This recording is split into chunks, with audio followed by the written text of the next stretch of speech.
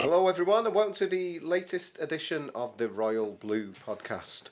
I'm your host, Chris Beesley, joined by my colleague, Everton correspondent Joe Thomas, and our regular guest, Gavin Buckland, to reflect on what was a momentous week at Goodison Park with a hat-trick of victories that put Everton across the line and secured Premier League safety for another season. Just as I was letting Gavin to Echo Towers a few moments ago, he commented on my ID card here at the Echo. It's actually from 2010. He said, that's an old picture of you there, Chris. That was just after Everton's previous Goodison derby win. So, a sign of how long we've come before that one was exercised. But another win, Joe, on Saturday evening, and the Blues are over the line now. Yeah, they are, and it's a relief. And I'm probably still in a little bit of shock, to be honest, because 10 days ago, well, not even 10 days, 8 days ago, we'd have been waking up ahead of the game against Forest.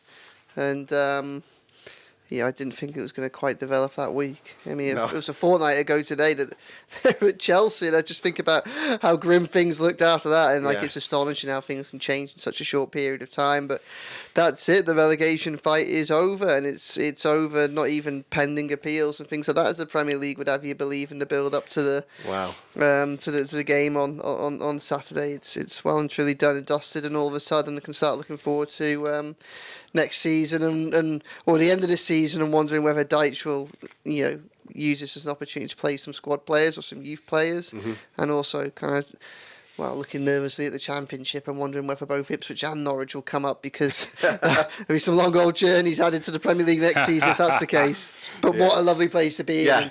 But this is this is my third season, and it's the first time that I'll go towards. I won't be in the final week of the season. Writing about relegation battles. So I'm in uncharted territory here. Yeah. Talking about uncharted territory, that was a magnificent stat from yourself, Gavin. I noticed about the fact that it was first time Everton won 3 home league games in a week since April 1904. That's right, yeah. 120 years ago. To be fair, we don't often play 3 home games in a week, home league games in a week. It last happened in 1965 when we played 3 home league games in the April again, and one of them was home win over Liverpool. In 1904, when we won 3 home league games in a win, one of them was home win over Liverpool. Yeah. And of course, it's good to see that has carried on. So what he said actually, that should be part of the first season. Probably want to make sure we've got 3 home league games in a week, one of which is against Liverpool. Yeah, and I can only say, I was budgeting for 4 points. Yeah. I think the conversations we had, before the Forest game, we thought 4 points would be a decent return here, and we got 9, including a derby win. So it's just, I think, best week we've had, needless to say, for many years. I would think, probably going back to the Moyes era, in terms of the general feeling of well-being and achievement, if you could call it that, from the management and players. Yeah. I mean, Joe, obviously the euphoria after the derby result, we've gone through that, the fact that not just beating Liverpool, but so emphatically, so comfortably. So, it was always going to be a case of after the Lord Mayor show to a certain degree against Brentford, but then very different type of game. But Everton sort of looked controlling. What was a tight game? It definitely felt like a game, if not a pre-season game. It felt like a game where both sides were going through the motions, weren't it? I think, we had a wonderful start again, and the 1878s is brilliant with their effort, and the Gladys Street looked fantastic, and the players got the welcome. But I think that whilst I can understand why everybody was so keen to stress the job hadn't been done at that point, I think we all knew really it had been done, especially when Luton went and lost at Wolves in the earlier kickoff. It just removed all the pressure then, and it just felt like that. It felt like a game between 2 mid-table sides that were just going through the motions. I think for the first time this season, possibly. Now, I mean, for those of you who don't know, if you're in the press box, trying to get hold of a toilet at half time is practically impossible. If you go into the queues, into the stands, it's a nightmare. So what I tend to do if I need the toilet at half time is I go all the way back down to the ground floor and to the ones outside the media room. But normally I'm so busy at that point that I just can't do it. So I'll type up my notes at half time. The very least of what I'll normally do is type up my summary of the first half. so that I've got my bedrock to build whatever the top lines are, depending on the result. Well, I mean, if I'm being perfectly honest, I didn't really have anything to write at half time. Yeah. I mean, the conversation in some parts of the press box certainly was on the football, was it, by the end of it? I think myself and Tony Scott were having a few... I can't remember what we were talking about. I don't know. I was ignoring you both. Yeah, that's it. But it didn't feel like that. I mean, but it was so enjoyable just to be like that. Like, that was... jelly babies. Tony Scott had the jelly babies, and I had the Colin the Caterpillar cake. And, and this is it. But this pod has gone down some unexpected wormholes. I know it has. I never got a sniff of the Colin the Caterpillar. No chance. But I can't tell you, it was just such a pleasant experience to be able to sit there and actually not think that every second of that match was just, played under crushing pressure. Yeah. And it was nice, and obviously it didn't lack. There was a lack of entertainment on the pitch in that first half. Thomas Frank called it boring, didn't he? I mean, he was right, really, wasn't it? But again, it was nice that it was right. It was nice to be in that position. I think I wrote that it was a first half of blocked shots and defenders glancing back long balls to their own goalkeepers, and that was pretty much it, wasn't it? I think Tarkowski made a good block from someone. I think it might have been Tony or Jensen, already left my mind. And Everton had a few good opportunities as well that led to brave blocks, but that was it for the first half, really, wasn't it? In the second half, I must admit, by about 55 minutes, I'd started writing my match report based on Everton winning. Yeah. It was 0-0. That's not necessarily because I thought they were going to win, but I was just thinking, I haven't got a clue what I do if this game finishes a draw, because it would have been 9 points and a better goal difference, but it wouldn't have been able to go, oh, they're safe. Yeah. So you're just there, like I wrote in the thing before, they'd have gone from 98% survival to 99% survival, and you're just there struggling for a hook. Yeah, basically. Romelu Lukaku wanted a contract. It was 99.9999% signed, and he didn't get signed. So I started writing on the basis that Everton won, and then because it was just the easiest thing to do, and then I had it as a backup. So when Idrissa Gueye put the ball in the back, then I was overjoyed. Yeah. And Everton saw it out really well after that. Really, I think a few nerves at the end, but hit the crossbar twice, and Chermiti put that one just wide. It was, it was just a very pleasant experience, and I'm not used to it. Yeah. Like Joe says, Gav. I mean, great that they were in that position. You budgeted for 4 points. You said from that block of 3 games. Wasn't it nice that they were able to do that after the Derby heroics? Yeah, you didn't want to get beat on Saturday. That was I would have taken. I would have taken a board, a 0-0 draw. Yeah. To be fair, you just didn't want to get beat. For me, it had the feel of. When you have like a 12:30 kick-off on New Year's Day, when everybody's been on the tail the night before, and it's all a bit flat, isn't it, and stuff. And it had that sort of feel to it on and off the pitch, didn't it? And that was inevitable, really, wasn't it? Because it was always going to be that old hackneyed phrase after the Lord Mayor's show a little bit, wasn't it, on Saturday after the Derby, and all this great stuff we spoke about on Friday. It was always going to be something that was going to, be rebound off the back of that. But. And this is the sign of a decent team and a manager who's, working well at the moment. We found a way to win, didn't we? Yeah. Amidst all that pretty dire play, we found a way to win. So, tell you what, best thing the first half, and I thought we'd probably talk about Chermiti. That the clip passed by Chermiti over the head over to Decore, volleyed wide. That was a really good bit of skill. That I mean, that to do that. You need to have something, a bit of talent. And that was a really good, for a 19-year-old to show that much skill. I think that was excellent. And that was about the highlight for me. The McNeil shot that went wide, wasn't it, across the 6-yard box. But we found a way to win, and that's it. And ultimately, that's made it 9 points out of 9 points. 1-0. Second to last week game on Match of the Day is always a good place to be when you're in our position, isn't it, really? And that's what we got. That's what the game deserved. But that was, and we deserved 3 points as well. Yeah, well, we'll come on to match winner Idrissa Gueye, but Gav's brought him up there. Youssef Chermiti, his first Premier League start, Joe. He's had lots of cameos off the bench all very short. I think he had 20-odd minutes against Wolves back in August, but after that they've all been 10 minutes or less. So big opportunity for him, and a lot of people do seem to have been impressed with what they saw from him in parts. Yeah. I mean, he tried hard, which, obviously you want to see. You think it's a prerequisite, but it isn't always the case. I think it was pretty clear that he was going to have a very difficult task from the beginning. Obviously, we know this is a team that likes to play long and direct, and Chermiti doesn't have the kind of strength, or perhaps the physical strength, or the savviness to do, say, what Dominic Calvert-Lewin does so well, and constantly position his body in between the defender and the ball, and win the headers and the flick-ons and things like that. But I think that he kind of, one, that's expected. He's very inexperienced at Premier League level, and two, he's very young. But I thought he still tried hard. He had a difficult task against Ayer and Pinnock, both big lads, but he did what he could to kind of keep them under pressure, and won a few kind of set throw-ins and by chasing lost causes and things like that, and that helped. I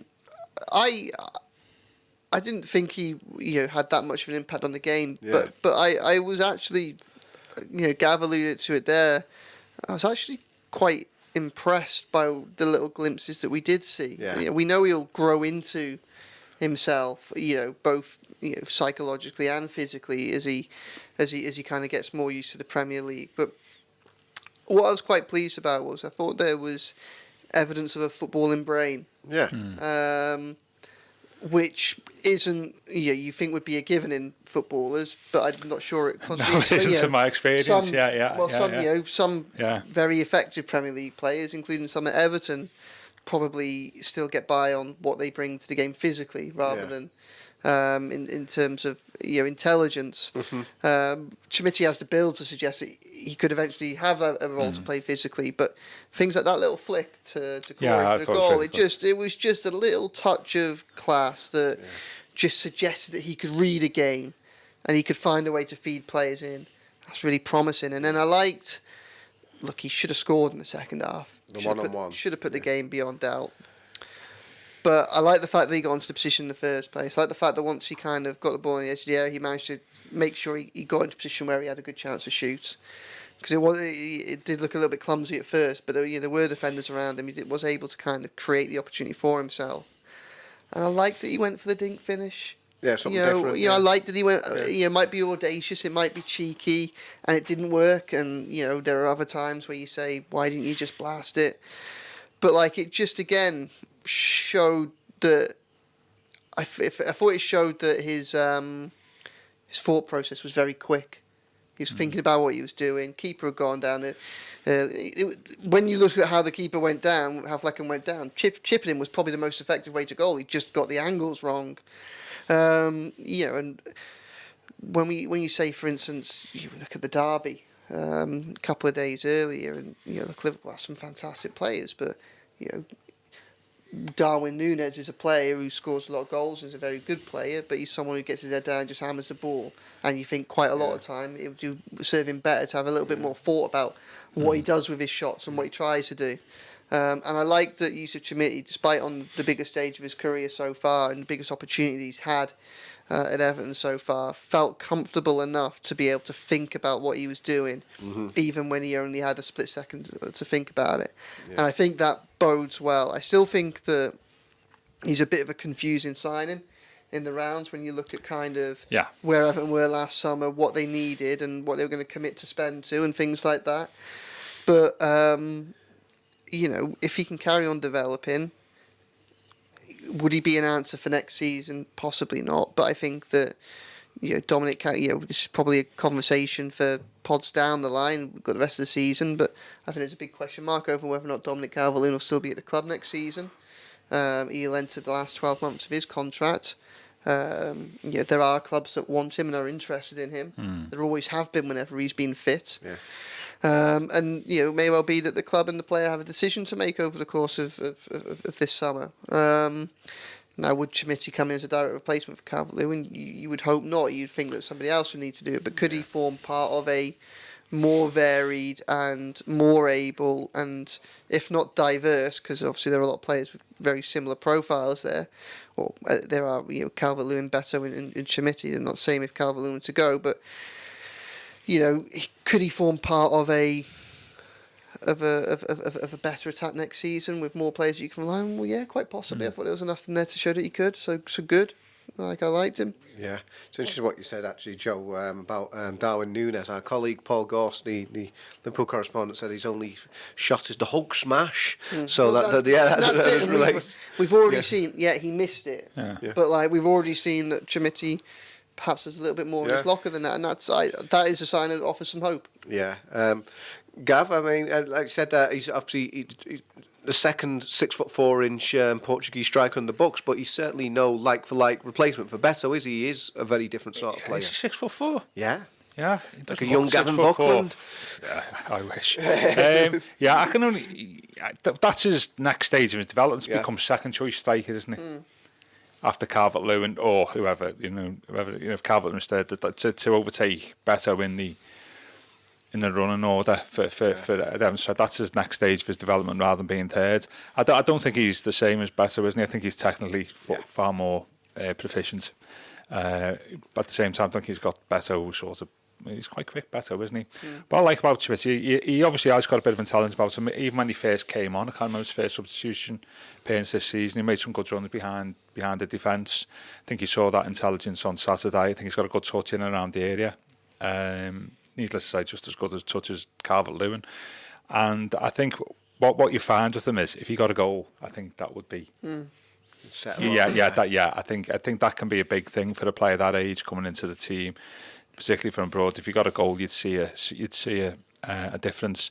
And even if Beto was fit or available for the last 2 or 3 games, and Calvert-Lewin isn't available, I'd probably start. I think that Chermiti would definitely be worth you looking might learn more, wouldn't you? I think it'd be good. Yeah. I think it'd be good if it, in other words, I'd play him ahead of Beto. Yeah. I think that would be good for his long-term development. But I saw enough in patches on Saturday after a difficult start where I think they just thought he was playing up to Calvert-Lewin, weren't they, on Saturday in the first half? Just lump it forward to the big centre forward and take from there. But as you say, Chris, he's not that type of player, is he? At this stage of his development, he's not physically mature enough. Yeah. Far better when we play it on the floor in and around the box into feet. I think he's far more comfortable with that. Yeah. And I think he had a decent start and some, as Joe said, some good touches and some good signs for the future. Yeah.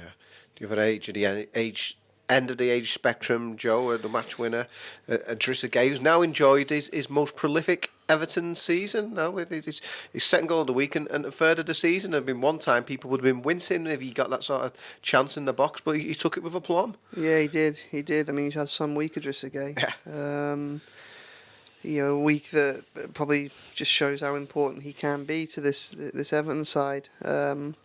I thought it was quite fitting that he should get the winner, really. He got the goal against Nottingham Forest, fair play, and then none of us expected that, but it bobbled in the end, didn't it? But I thought he was just the best player on the pitch against Liverpool. I thought he won. He was a big part in winning that game for Everton. The way in which he hustled and harried McAllister, and they just couldn't handle him. Like, he was excellent in that game. And so I was pleased for him that he got the moment to finish it all off at the end of that. With that strike, he took it well, and he got the. Obviously, we know that they get on very well. The Muslim contingent of Idrissa Gueye, Decore, Danjuma, and Onana are very, very close knit, aren't they? Yeah. And it's notable they celebrate the goals together. Well, everyone got involved, to be fair. Well, they did, but the start was over to Onana, and there's a nod to Danjuma with both his celebrations this week, because he's done Danjuma's snake celebration. Yeah. Which I think actually means that Idrissa Gueye has done Danjuma's goal celebration more times than Danjuma has for Everton. Yeah. So, but yeah, no, I was really pleased. He deserved that moment. A lot of conversations now about whether or not the club should trigger the year they've got on his contract. I think trying to work out where Everton are going to be this summer's quite difficult, in the sense that we know that they're not going to have much money. So it probably depends on what terms they can get into agree to, because he'll be a high earner there and he'll be going into another year. And getting another year older and things like that. But obviously in a midfield where, and we talked about this the other day, where you would expect Andre Gomez to probably be let go. Yeah, absolutely. You'd expect Dele to probably be let go. You would probably favour Onana to find a move this summer. all of a sudden you have a little look at, how much you might want to change things. It might be a squad that needs a big overhaul, but you probably want to keep on board a couple of players that have a bit of experience. Yeah. Certainly have an experience at Everton, been through some of the relegation battles, because the next season might be difficult. And just be that steady and presence in the dressing room, because again, it's not clear who will be there next season because of that. Because obviously, Ashley Young and Seamus Coleman are both out of contract at the end of this summer as well. So you don't want to lose too many of your experienced professionals that know what it takes to get this club over the line. And Idrissa Gueye just did himself the world of good with that. And I think we're all grateful for it, because he has had a phenomenal week this week, and fair play to him for it. It's been crucial. Yeah, Gav, you and I old enough to remember the likes of Barry Horn and Gareth Farrelly coming up, and amazing moments for them on the final day for Everton, but they just did it once. And like I said, Idrissa Gueye's done it twice in the space of 7 days, so it's not a fluke. I just wonder if maybe even at this advanced stage of his career, in his autumn years as a player, there could be more to come in this respect. Yeah. Before we go on, let's talk about really seeing the goal celebrations. Remember Peter Beesley's one, the somersault. I remember he scored at Goodison, and I think that'd kill me. That he scored, and somebody said Howard Kendall afterwards, what do you think of Beesley's goal celebrations? I don't know, I've not seen it before. Wow. Yeah. Repeatedly going on about his lack of goals. I think Garner Gueye, whatever he does now, he's made himself a little bit of a Goodison hero, hasn't he, in the last week? And if he leaves during the summer, it's not how you join an organisation, as they say, it's how you leave, and you go with all this flesh in the memory, won't he? I'm with Joe. I think the absences and departures elsewhere means that if there is an option, and of course we're assuming he wants to stay. You may not want to. That I think it would be a good, be good to get him in on the basis of the stability side that we spoke about on Friday. Within that conversation, do you think Young could get another year, by the way? Well, I mean, Dyche was very keen to name drop him and his professionalism, his experience in the post-match press conference, and to the kind of way that you think he might be edging towards, like he's gone out of his way to signpost the importance of Ashley Young to that squad. So I would anticipate that one of Young and Coleman would get a new contract. Yeah. And I imagine that the situation is probably it's Coleman's to lose, in the sense that what he is, I think said it back end of the last season or something like that. I think Coleman will get the choice.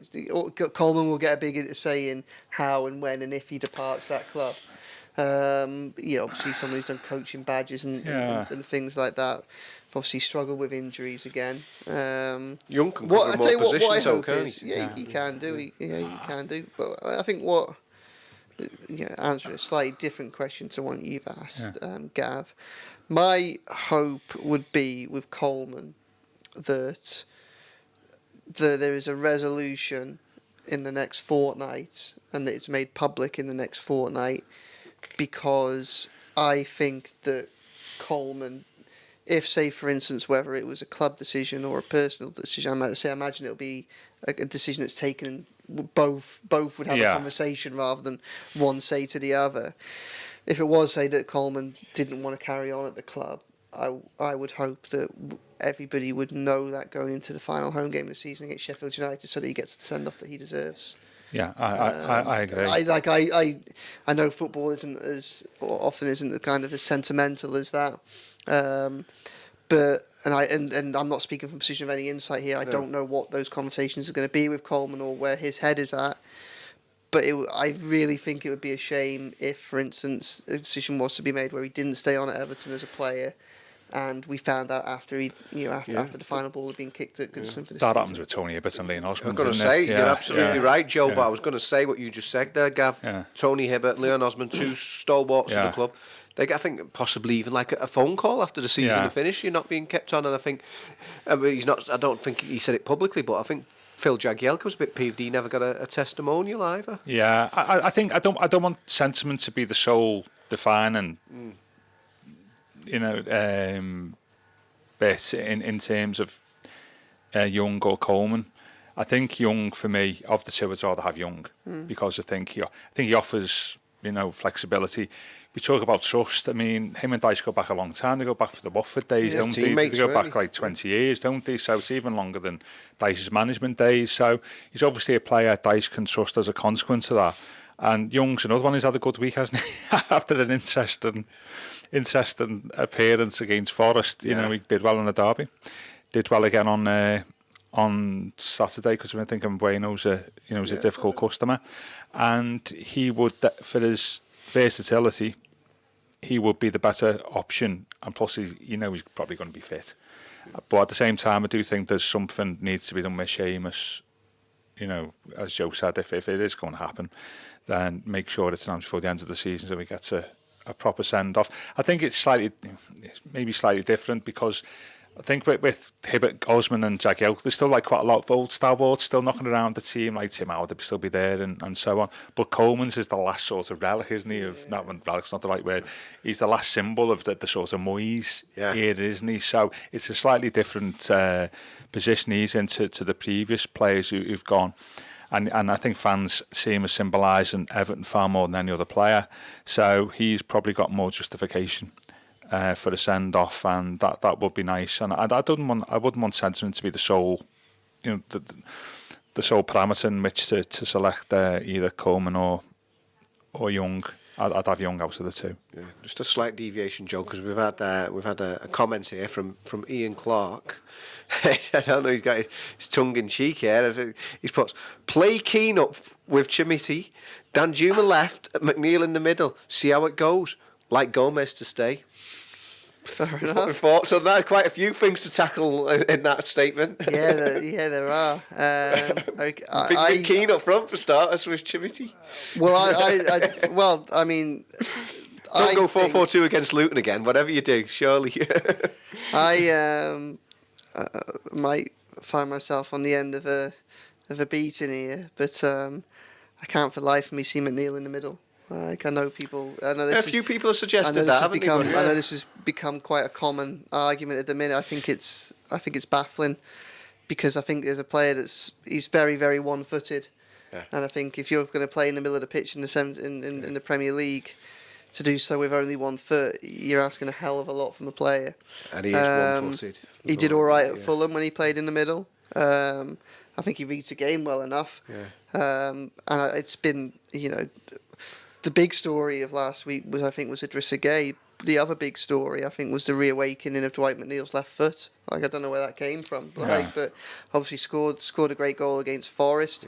It was his shot that Alisson put over the bar. His good shot from Alisson put over the bar for the corner that Dominic Calvert-Lewin scored the header from. Should have scored in the second half when it was 2-0, shouldn't he? He had that chance, didn't he? But he also rattled the bar. I think it's still shaking in front of Gladys now. It's a tremendous hit.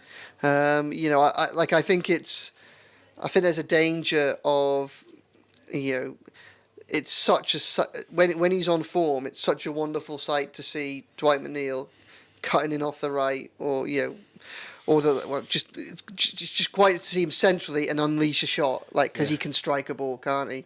What they call paintbrush, I think they call him, don't they? And it's a brilliant one, but I just think that he's too one-footed to play in the middle. Now, maybe I'm wrong. I'm wrong. I can understand why people are asking the question. Yeah, but I get that. I mean, I think Matt Jones of this parish said elsewhere. Also, he's looked good during games in the last week or so when he's been in that position, and that's because of the surprise value of moving inside. Where actually, if you stay in the middle and people can mark it, it's a slightly different effect. I'd still like to see it. But I can fully understand the arguments of why you wouldn't do it, as Joe and Matt have said. As I say, it'd just be at the time. He's got a bit of flair. He's a match winner, and I think sometimes down that middle, I think it may give us bit of an extra edge, and it would just be interesting to see. But at the same time, he's doing well at the moment. So why change? it? Anything where you run 3 on this spin. Yeah, he's had an interesting season, McNeil, and when he hit that ball on Saturday, wow, that was travelling, wasn't it? When it rattled the bar, it was travelling, and he's another one who's had a good week. Yeah, McNeil, and then Michael Keane up top. I mean, I mean, it wasn't the first time he did it this season, Dyche. I've just written a piece, it'll probably go up online at some point this afternoon, saying that there have been times during this season, particularly during the 4 months without a win, when Sean Dyche has openly pondered at Finch Farm about putting Michael Keane up top.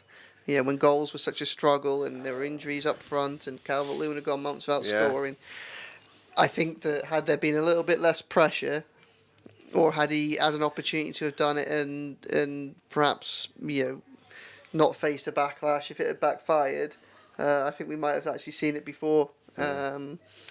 It's commonly held that Keane, not even jokingly, but he's genuinely one of the best finishers in the club. And we've seen it ourselves because of Palace, Tottenham Hotspur. He scored some great goals. Burnley this season. Burnley, great finish. Yeah. So, but obviously, I think that one of the best things that hopefully one of the best signs that Everton have got this summer right will be if next season no one's talking about Michael Keane up front, and hopefully that will be the case because obviously he's not a striker. I was going to say it doesn't happen so much, but again I'm saying you and I are old enough to. It used to happen quite a lot. I mean, we had Derek Mountfield in here. He was a striker as a youngster, and he'd talk regularly how Everton be losing a game. How would he get give him the sign, up you go lad. And I remember player Paul Warhurst used to be good at in both. He started as a defender and then became a striker, didn't he? Steve Walsh. Yeah, that's another one. Yeah, I mean, Derek, I think his last goal at Everton was he come on as a striker against Tottenham at the end of the season as a sub. Yeah, with Keane, I sort of get that. It was in with the feel good vibes. Keane coming on as a sub. The disappointing thing was he came on, I think, in injury time. He was stripped and getting ready to come on in about the 87th, 88th minute, wasn't he?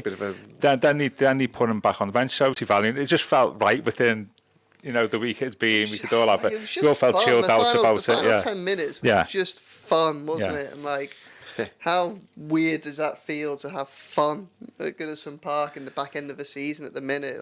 It's just all here for it, Okay. Another one, Chris, is a former Everton player who became a striker and defender was Ian Marshall. Of course. At Ipswich and Oldham. Yeah, started here as a defender, then went to Oldham as a defender, ended up being a striker, a successful striker at both Oldham and Leicester.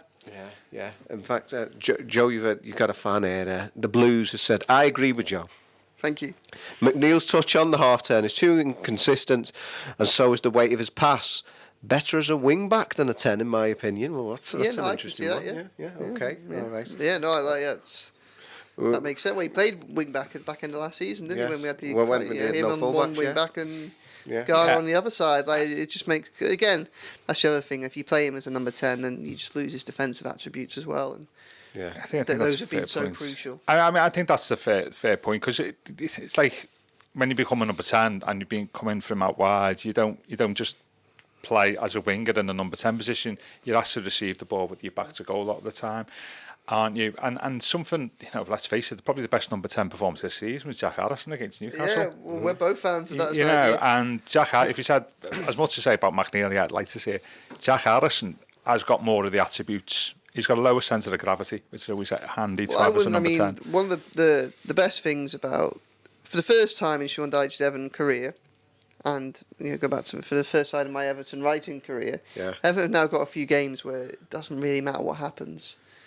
Genuinely pressure-free moments. It doesn't matter for them, but I was going to say the Luton game. You've got Forest and Burnley. I mean, it matters for them, but Chris, we can't integrity of the league and all that. What Everton have to do is they have to put themselves first.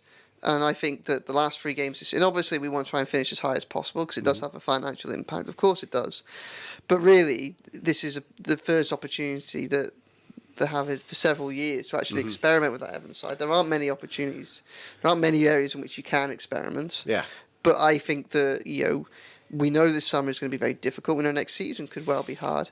If there's any lessons that you can actually learn in the last 3 games this season might help you understand it for next season, then I think they should be followed through. And with that being the case, I'd consider playing Harrison behind the striker because I think there's a reasonable chance that Harrison is an Everton player next season. Yeah. I don't think Danjuma is. So there isn't really any benefit to playing Danjuma in the final games of the season because unless it's to help, unless it's covering injuries, give someone a rest or things like that to help out elsewhere in the team. Harrison, there is a chance a deal gets done. Yeah. And there is a chance Everton spend next season at moments when they're looking for a number 10. Why not have Why not have a game or a game or two where, in the same respect, give Chermiti opportunities? Why not try something a little bit different with Harrison and see it? Because I think Harrison is on. I think he's had a good season. That's had a great season. And I think there are reasons for that. Like a lot of them, has been up and down, hasn't it? Yeah, I think that particularly the stress that's been put on these players and their bodies. He started the season with an awful injury and has then had to play 90 minutes plus stoppage time every time he's been fit in a really difficult side. But he's clearly a player that Dyche likes. He's clearly a player that works in the way that Dyche likes to play his football. And he's a player who might be difficult to replace for the same or cheaper. Yeah. If we can also unlock another position for him and discover some versatility there, let's try. Yeah. Well, I know that time's ticking for Gav, but with a comment here, it's not from my good self. I've not got my phone here. Somebody has said to Ian Kroll, who's off camera, and he's already replied that he's like in our director role here, telling me to go closer to the mic, stuff like that. He's put from Hume UK says, has anyone asked Ian Kroll? He still thinks the squad aren't playing for Dyche. And to be fair, Ian's been straight on there and replied, said, loads of people, mate. So it's been absolutely a great week for Dyche and the vindication. Obviously, I've spoken about that. I got a lot of stick. Chris? Yeah, I have. I got a lot of stick. I didn't just look to see which way the wind was blowing at a tough moment, when rather than being a people pleaser or a politician, I said after the 6-0 defeat at Chelsea, he's always been the right man for Everton. And I think that if anybody thought that, even in a difficult moment, if it was time to replace the manager, then I think that would be an irresponsible move. So given that Sean Dyche has now enjoyed his best week in the job, arguably, and vindicated getting Everton over the line with an amount of points now, it'd be the same as the great Brighton and Hove Albion if it wasn't for the deduction. I think he deserves a lot of the credit.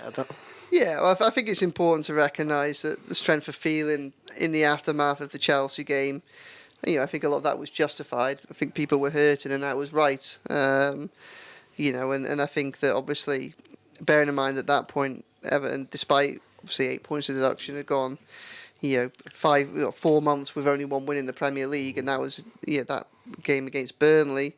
And then had that humiliation against Chelsea. Like I think it was a perfectly reasonable thing for people to question whether Sean Dyche was the right person. Obviously, it was a largely kind of pointless exercise. One, because there's no one at the club to sack him. Yeah, so that was probably the big thing. That was probably the big thing. But also, again, I don't disagree in the sense that getting rid of him at that moment and get rid of him now, I think would probably be been a mistake, and it certainly looks like that would have been the case now. And we spoke about this last week, but there are people talking about his position going forward over the summer, and my belief is that the discussion over Sean Dyche's future is not does he get this summer, it's does he get the next summer. Is he the manager that takes Everton into Goodison, into the new stadium on the waterfront? That's where the discussion is, and we need to see what happens next season with takeovers and things like that first. But he's definitely earned the right to have the chance to do that, I think. Absolutely. Look, last week was phenomenal. It was beyond all our expectations. It was a perfect week for Dyche. He started it on the aftermath of the worst result of his managerial career. And like I've said on here, going into that Nottingham Forest game, his personality did seem a lot different. He looked like he had taken knocks after that game. I think it had been a genuinely chastening week at Finch Farm in the aftermath of that match. And then by the end of the week, he's been wearing a tracksuit for 3 games in a row. He's got 3 wins, 3 clean sheets, written his name into Everton folklore by overseeing the first home derby win in 14 years. He's got one of his favourite bands, Green Day, all over him on social media. Turns out after the game, he's in a music video for another of his favourite bands, the Blossoms. All of a sudden he's gone from a player who's taken some a manager who's taken some severe knocks and is facing a really difficult, crucial days in a relegation battle, to someone that popular culture is trying to, tap into because they think he's a character that they can benefit from. It's a phenomenal week. Fair play to him. Yeah, absolutely. That's it. I think there was a clear sense of vindication from him when he came out after the result against Brentford. Clearly a lot of satisfaction, and it's hard to begrudge him that because, look, this season has been absolutely horrendous from an Everton perspective. The challenges that they face have been unprecedented, and not only has he kept them up, but he's kept them up with an 8-point deduction.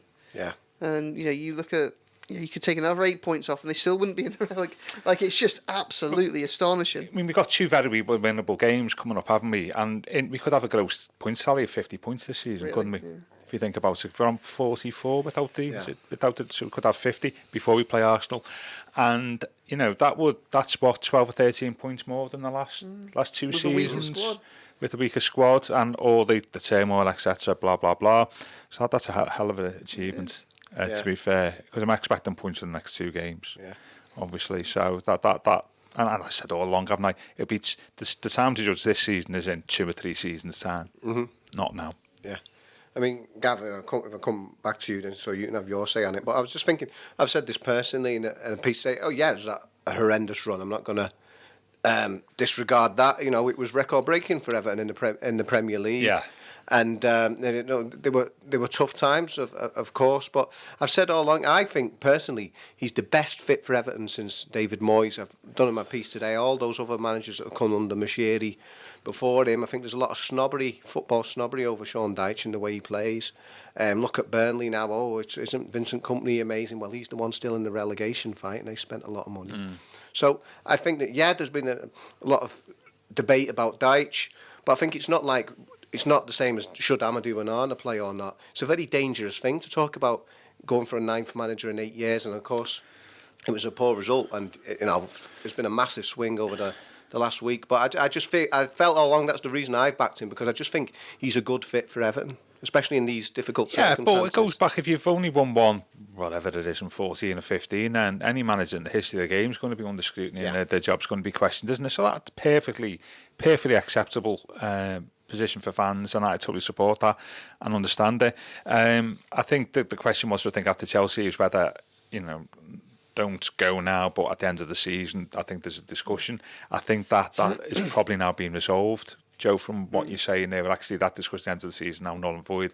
It would appear, all things being equal, unless a new owner has some radical new ideas, that Dyche will take us into next season, and just a case of taking it from there, isn't it, in terms of what happens after that. And I fully got all the angst about Dyche after the Chelsea game, and not just that, it's the games before Chelsea. But it goes back to what I was saying before about it's not how you join an organisation, it's how you leave an organisation. Accounts and seasons are remembered for their end, aren't they, really? And it could be that actually this season, if we get another couple of wins in the next 2 games, you can end in the season, even before Arsenal, with 6 or 7 wins in 7 or 8 games. And that's funny. It's been a mad season for us in terms of sequences. What do we have? 7 games without a win? Was it at the start or something like that? Then 7 or 8 wins in 11 to 12 games. 3 home wins till the end of March, and now 4 in April. So we've had it's going to be a season of 2 sequences of wins, isn't it? Of 7 or 8 in 11 games in the autumn, early winter. Could end the season with another 7 or 8 wins in 11 games at the end. That will be our season, won't it? With 2 winless runs either side of that, and the results are going to look a bit mad when you look at the list of results at the end of the season. But it's the points tally at the end, isn't it? It doesn't matter how you got them or when you got them, it's the points tally. And we've got 44 gross points at the moment, could end with 50. And that's going to be a hell of an achievement. You're saying they can't win at the Emirates? That's before Arsenal. I think you never know, do you? Well, it's all it is Arteta against Everton, possibly for the title. It's just got it's just we'll save that one for you save that one for another time. Not that we've got great memories of going to the Emirates or Arsenal on the last day of the season, have we? No. But I think the next 2 games definitely winnable, aren't they? And I don't think it's over. I think you can do a lot.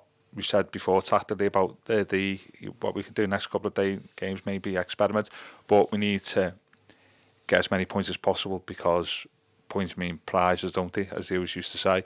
And if it means the next, can we only go one place? Is that the most we can go up? Is it? Well, I think they're 4 points behind Palace at the minute. Yeah. So really, I think at the minute it's probably more a case of trying to stay ahead of Brentford. Catch up Palace. Yeah, but conceivably, you want to at least stay where we are. and possibly do catch Palace because it's worth, was it £2.5 to £3 million? Yeah, well, it'd be £6 million better off than last season. Yeah, based on where they are now. And absolutely. we are heading into a summer where heading into a profit and sustainability deadline where things look tight. Yeah. So we're talking about like the manager. Having said that, I don't know when the payments come through. I don't know if they'll fall into this year or next year. But if you say cheap places better off last season, that's £5 million. Not having sacked the manager, that's probably £7 million saving. So you're talking about like keeping the manager and getting them performing. We're £12 million better off than what we were last season. Which is effectively what you get into there about what the breach amount was. Yeah. So it's all very important for Dyche to stay there for that reason, and also better higher up the table we are, is better off financially for us, and we benefit as a club. So we've got to keep going. Last 3 games, what I'm saying. Right, I'll just finish with a couple of comments that we've had on there. Ian Clark's been back on. He says, I remember Mick Lyons up front. Rideout played centre-back one game, was excellent. Keane, the new Andy Carroll. Don't know about that one. And finally, from the Blues, I watched that music video with Dyche and thought it was AI at first. I'm not even joking. Well, I don't know. That's a good one to finish on, I think. So thank you anyway. I've been your host, Chris Beesley. I've been joined by Joe Thomas, Gavin Buckland. This has been the Royal Blue Podcast.